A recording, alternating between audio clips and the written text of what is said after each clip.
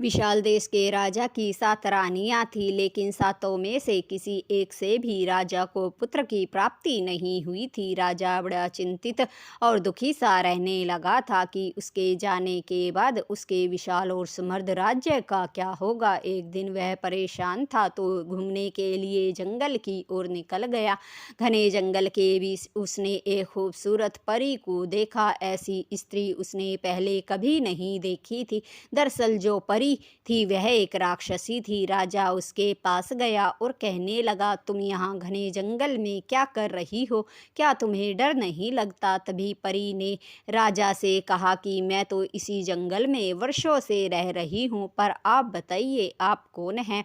बड़े परेशान लग रहे हैं। तभी राजा ने कहा कि मैं इस विशाल देश का राजा हूँ और मैंने एक एक करके 7 रानियों से शादी की, लेकिन क्या ही फ़ायदा मेरी 7 शादियाँ करने का, जब उन सातों से मुझे एक भी पुत्र की प्राप्ति नहीं हुई। ये बात सुनकर परी ने राजा से कहा, महाराज मैं आपको एक बेटा दे सकती हूँ। राजा ने कहा, अगर तुमने ऐसा कर दिया, आ, मुझे एक पुत्र दे दिया तो मैं अपना आधा राज्य तुम्हें दे दूंगा।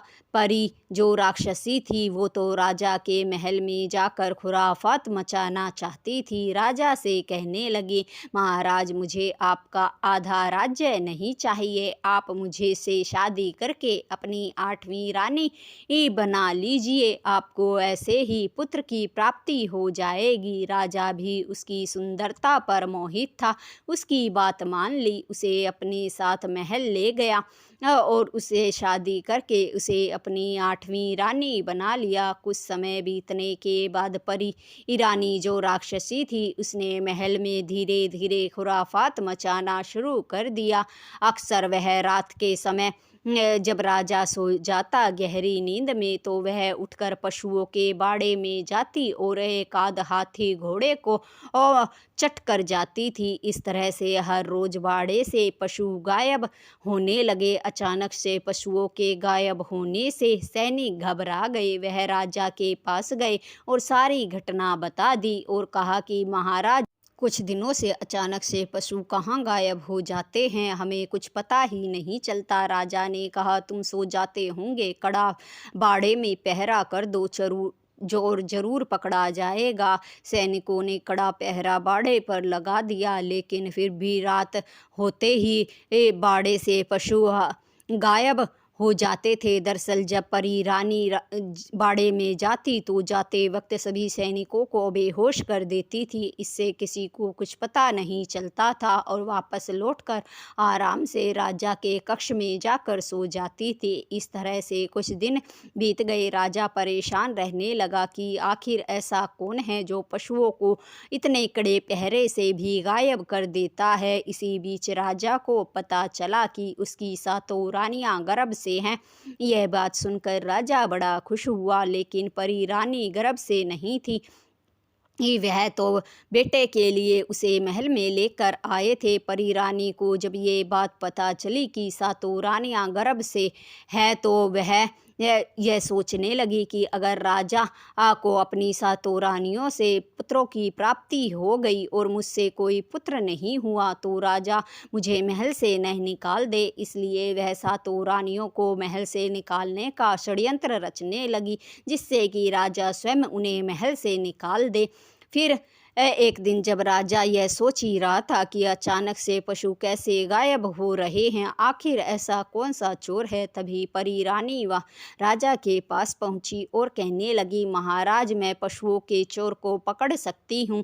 एक ही रात में। राजा ने कहा, तुम ये कैसे कर सकती हो जब इतने सारे सैनिक उस चोर को पकड़ नहीं पाए? परी रानी ने कहा, महाराज मुझे एक मौका दीजिए, कल सुबह चोर आपके सामने होगा। राजा ने कहा, ठीक है, अगर तुमने चोर को पकड़ लिया तो मैं अपना आधा राज्य तुम्हें दे दूंगा। परी रानी ने कहा, ठीक है महाराज, आप निश्चित होकर सो जाइए, सुबह चोर आपके सामने होगा। जब राजा गहरी नींद में सो गया तो परी रानी ये पशुओं के बाड़े में गई और वहाँ एक भेड़ के सिर को काटकर उसका खून एक कटोरे में भरा और फिर वह एक एक करके सातों रानियों के कमरे में गई। सातों रानियाँ भी गहरी नींद में सो रही थी, उन्हें कुछ पता नहीं चला। परी रानी उनके मुंह और कपड़ों पर खून लगाकर वापस राजा के पास आकर सो गई। सुबह जब हुई तो राजा ने परी रानी से पूछा, आपने कहा था कि सुबह चोर मेरे सामने होगा, कहाँ है चोर? क्या आपने उसे पकड़ लिया? तभी परी रानी जो है राजा से कहने लगी, महाराज, अगर वो चोर होता तो मैं उसे पकड़कर आपके सामने पेश कर देती, लेकिन वे तो पिशाचनी हैं और एक नहीं 7 हैं। कल रात को मैंने उन्हें पशुओं को मारकर खाते हुए अपनी आंखों से देखा है। ये बात सुनकर राजा हैरान हुआ और कहने लगे, तुम कैसी बातें कर रही हो पिशाचनियाँ? तभी परी रानी ने राजा से कहा, महाराज, हाँ, आपकी जो सातों रानियाँ हैं वही पिशाचनियाँ हैं। उनकी सच्चाई मैं आपको दिखाना चाहती हूँ, आप मेरे साथ चलिए, आपको तभी यकीन होगा। राजा ने कहा, ठीक है।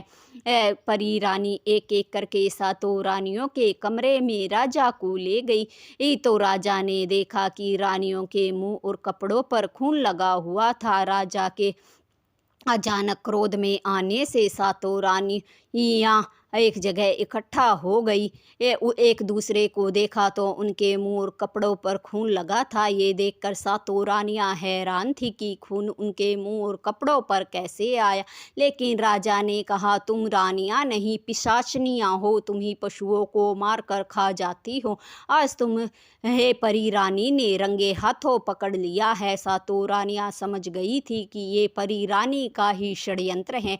उन्होंने राजा को समझाने की कोशिश की कि महाराज, हमारे खिलाफ कोई षड्यंत्र रचा जा रहा है, हम पिशाचनियाँ नहीं हैं, इस बारे में हम नहीं जानती कि हमारे मुंह और कपड़ों पर खून कहाँ से आया। राजा कहने लगा, जब तुम्हारी सच्चाई सामने आ गई तो तुम बहाने बना रही हो।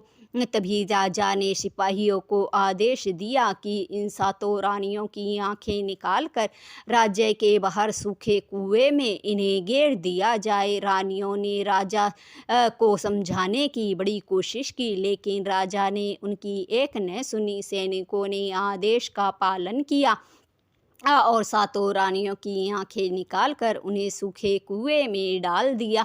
ये सब देखकर परी रानी मन ही मन बड़ी खुश हो रही थी कि स्वयं राजा ने उसके रास्ते के सातों कांटों को अपने आप ही हटा दिया है। अब वह निश्चित थी कि पूरे महल पर उसका ही राज होगा। धीरे धीरे समय बीतने लगा। सातों रानियां जो गर्भ से थीं, समय बीतने के साथ 6 रानियों ने 6 बेटों को कुएं में ही जन्म दिया। लेकिन भूखे होने के कारण और भोजन की कमी के कारण 6 रानियों ने अपने ही बच्चों को मारकर खा लिया। लेकिन जब 7वीं रानी ने बेटे को जन्म दिया तो बाकी 6 रानियां भूखी थी। कहने लगी, तुम्हारा बच्चा दो, हमें भूख लगी है, इसे मार कर खाएंगी। लेकिन 7वीं रानी ने कहा, नहीं बहनों, मेरे बच्चे को मत मारो। बाकी 6 रानियां कहने लगी, क्यों, तुमने भी तो हमारे बच्चों के मांस के टुकड़े खाए हैं। तभी 7वीं रानी कहने लगी, नहीं बहनों, मैंने तुम्हारे बच्चों के मांस को नहीं खाया है। तभी उसने ज़मीन खोदकर मांस के टुकड़े निकाले और 6 रानियों को दे दिए और कहा कि ये लो तुम्हारे बच्चों के टुकड़े और मेरे बच्चे को छोड़ दो। 6 रानियों ने मांस के टुकड़े खाकर अपनी भूख मिटा ली और 7वीं रानी के बेटे को छोड़ दिया। धीरे धीरे ऐसे ही कुएं में सातों रानियों का समय बीतने लगा। धीरे धीरे करके 6 वर्ष बीत गए। इस 6 वर्षों में 6 रानियों को भी 7वीं रानी के बेटे से ममता हो गई थी। 7वीं रानी ने कहा कि मैं अपने बेटे को बाहर की दुनिया दिखाना चाहती हूँ, पर ये आप लोगों की सहायता के बिना मुमकिन नहीं है। बाकी 6 रानियों ने भी कहा, तुम सही कह रही हो, हमें बच्चे को बाहर की दुनिया दिखानी चाहिए। तभी सातों रानियों ने मिलकर बच्चे को कुएं से बाहर निकाल दिया। कुएं से बाहर निकालते ही बच्चा भूखा था तो महल की ओर दौड़ा। वहां पर उसने रसोइये को खाना बनाते हुए देखा तो उससे खाना मांगा। रसोइया बड़ा ही दयालु इंसान था, उसने बच्चे को खाने के लिए दे दिया। खाना खा के बच्चा लौट गया। अब हर रोज वह रसोइये के पास खाना मांगने जाता और हर रोज रसोइया उसे खाना दे देता। एक दिन रसोइया बड़ा उदास बैठा था। बच्चे ने रसोइये से पूछा, क्या हुआ बाबा, आप इतने उदास क्यों हो? तभी रसोइये ने कहा, बेटा क्या बताऊं, मेरी माँ मर गई है और उसके अंतिम संस्कार के लिए मुझे गांव जाना होगा। पर अगर मैं चला गया तो रात का भोजन राजा के लिए कौन बनाएगा? तभी बच्चे ने रसोइये से कहा, आप चिंता मत कीजिए, इतने दिनों से मैं आपको खाना बनाते हुए देख रहा हूँ।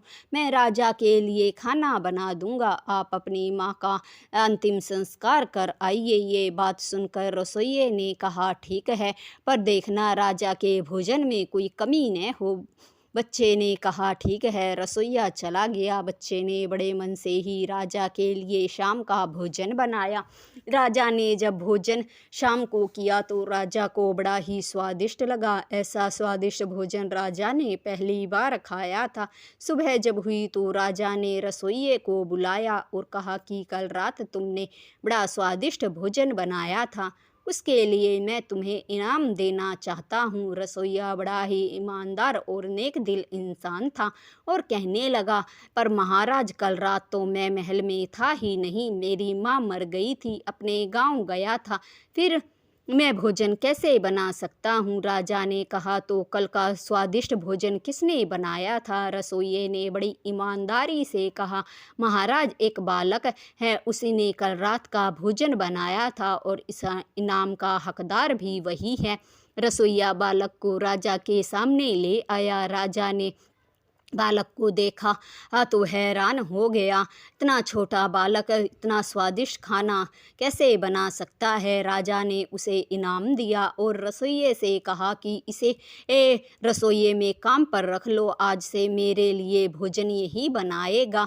रसोइये ने कहा, ठीक है। ये बात सुनकर बच्चा भी बड़ा खुश हुआ। अब राजा के महल में उसे रसोइये का काम मिल गया था, उसके रहने और खाने का इंतजाम भी हो गया था। वह मन लगा कर काम करने लगा। राजा भी उससे खुश होकर समय समय पर उसे उपहार देने लगा। वह कुछ खाना अपनी सातों माँओं के लिए भी ले जाया करता था, जिससे उनका गुजर हो सके। जब वह अपनी माँओं के लिए खाना लेकर जाता तो रास्ते में उसे फ़कीर बैठा मिलता तो वह कुछ खाना उस फ़कीर को भी दे देता था। इस तरह से बच्चे और उसकी सातों माँओं के भोजन का भी प्रबंध हो गया था। धीरे धीरे समय बीतने लगा। 10 वर्ष बीत गए।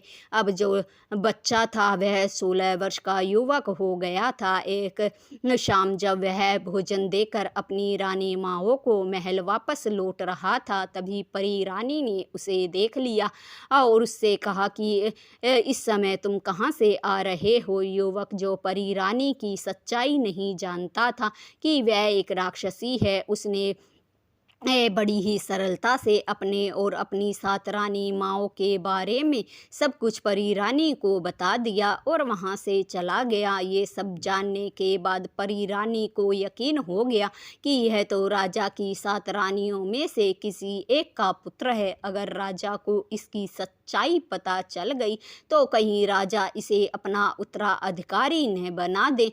यह बात सोचकर वह उस युवक को रास्ते से हटाने के लिए षड्यंत्र रचने लगी। फिर एक दिन वह बीमार होने का नाटक करने लगी और वैद्य को भी पैसे देकर उसने सब कुछ समझा दिया। जब राजा रानी के कक्ष में आया तो वैद्य जी से पूछा, वैद्य जी, ऐसी रानी को अचानक से क्या गंभीर बीमारी हो गई जो दवाइयों से ठीक ही नहीं हो रही? तभी वैद्य ने राजा से कहा, महाराज क्या बताऊं, रानी की बीमारी केवल मादा चीते का दूध पीने से ही ठीक हो सकती है।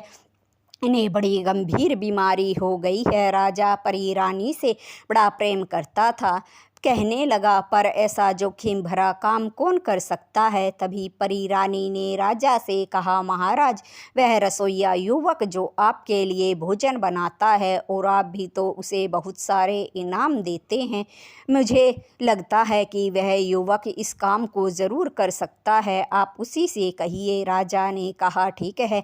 राजा ने युवक से मादा चीते का दूध लाने के लिए कह दिया। राजा की आज्ञा पाकर युवक मादा चीते का दूध लेने जंगल की ओर जाने लगा। तभी उसे रास्ते में फकीर बैठा मिला। फकीर ने कहा, युवक, कहाँ जा रहे हो। युवक ने कहा, मादा चीते का दूध लेने।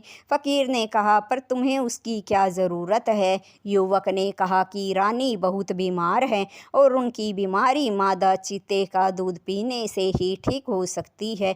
फकीर भी जानता था कि रानी जो है वो एक राक्षसी है। वह युवक से कहने लगा, पर इसमें तो तुम्हारी जान का खतरा है, तुम वहाँ मत जाओ। युवक ने कहा, राजा का आदेश है, मुझे पालन करना होगा, मैं जा रहा हूँ। फकीर ने कहा, तो जाने से पहले मेरी एक बात सुनते जाओ। जब भी तुम जंगल में मादा चीते को देखो तो उसके थन में पहले एक तीर मारना। वह पूछेगी कि तीर क्यों मारा, तब उससे कहना कि उसके एक थन से दूध बहुत कम आ रहा था, जिससे उसके बच्चे बड़े कमज़ोर थे, तो वह स्वयं तुम्हें अपना दूध दे देगी। अब युवक जंगल पहुंच गया। उसने जैसे ही मादा चीते को देखा, फकीर के कहे अनुसार तीर मार दिया। फिर मादा चीते ने उससे वही सवाल किया तो उसने फकीर का बताया जवाब दे दिया। मादा चीते ने कहा कि तुम्हें क्या चाहिए। तभी युवक ने कहा कि मुझे आपका एक बोतल दूध चाहिए। ये बात सुनकर मादा चीता कहने लगी, पर तुम उसका क्या करोगे। तभी युवक ने कहा कि हमारे राज्य की रानी बीमार है और वो आपके दूध पीने से ही ठीक हो सकती है। ये बात सुनकर मादा चीता कहने लगी, तुम मेरे साथ आओ। वह उसे एक ऊंची पहाड़ी पर ले गई और उस पहाड़ी पर अपने दूध की एक बूंद गिरा दी।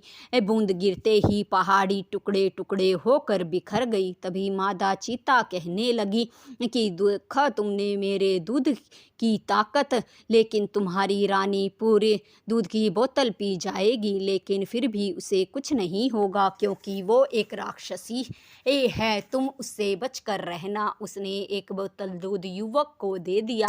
दूध लेकर युवक महल पहुंच गया, रानी को दिया तो रानी ने दूध पीकर राजा से कहा कि अब मुझे अपनी तबीयत ठीक लग रही है। पर वह हैरान थी कि युवक मादा चीते का दूध कैसे ले आया, वो भी सही सलामत। फिर वह और षड्यंत्र रचने लगी कि राजा को इस बात का पता चले कि वह उसका बेटा है। इससे पहले उसे रास्ते से हटाना होगा। कुछ समय के बाद रानी ने फिर बीमार होने का नाटक किया और राजा से कहा, महाराज, लगता है मेरी तबीयत फिर से खराब हो गई है। जंगल में जहाँ मादा चीते का दूध लेने युवक गया था, वहाँ मेरे दादाजी रहते हैं। उनके पास एक दवाई की शीशी है जिसे पीकर ही मैं ठीक हो सकती हूँ। आप उस युवक से कहिए कि वह लेकर आए।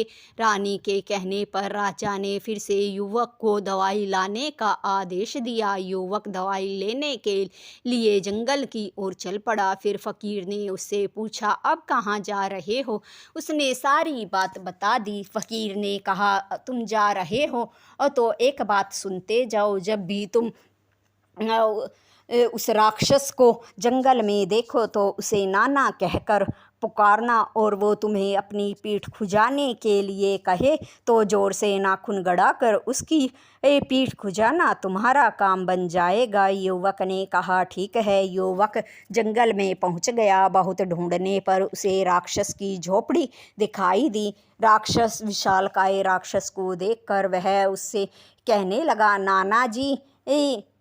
यह बात सुनकर राक्षस हैरान था। वह उसे आजमाना चाहता था कि सच में वह उसकी बेटी का बेटा है। राक्षस ने फकीर के कहे अनुसार ही उसे अपनी पीठ खुजाने के लिए कहा तो युवक ने नाखून गड़ाकर उसकी पीठ खुजाने लगा। राक्षस को दर्द हुआ तो वो कहने लगा, ठीक है, रहने दो। फिर उसने दवाई की शीशी युवक को दे दी, जिसे लेकर युवक वापस महल लौट आया। दवाई की शीशी मिलने के बाद रानी ने उसे पी लिया और राजा से कहने लगी, महाराज अब मेरी तबीयत ठीक है। लेकिन परी रानी हैरान थी कि वह उसके राक्षस दादा से बचकर कैसे आ गया। फिर कुछ दिनों के बाद रानी ने राजा से कहा, महाराज मेरी एक नायाब कंघी मेरी माँ के पास है, जो जंगल में वहीं मेरे दादाजी के घर के पास रहती है। आप युवक से कहकर वो कंघी मेरे लिए मंगा दीजिए। राजा ने कहा, ठीक है। राजा ने युवक को फिर आदेश दिया। वह कंघी लाने के लिए जब जा रहा था तो रानी ने कहा, महाराज जब वो जाए तो मुझे बता देना, मैं उसे एक पत्र लिख कर दूंगी अपनी माँ के नाम। राजा ने कहा, ठीक है। युवक जब जाने लगा तो रानी ने उसे एक पत्र लिख कर दिया और कहा कि इसे ले जाकर मेरी माँ को दे देना। युवक पत्र लेकर जाने लगा तो फ़कीर उसे फिर मिला। फ़कीर ने कहा, अब कहाँ चल दिए? युवक ने कहा, रानी एक ही कंघी लेने और ये पत्र उनकी माँ को देने जंगल में जा रहा हूँ।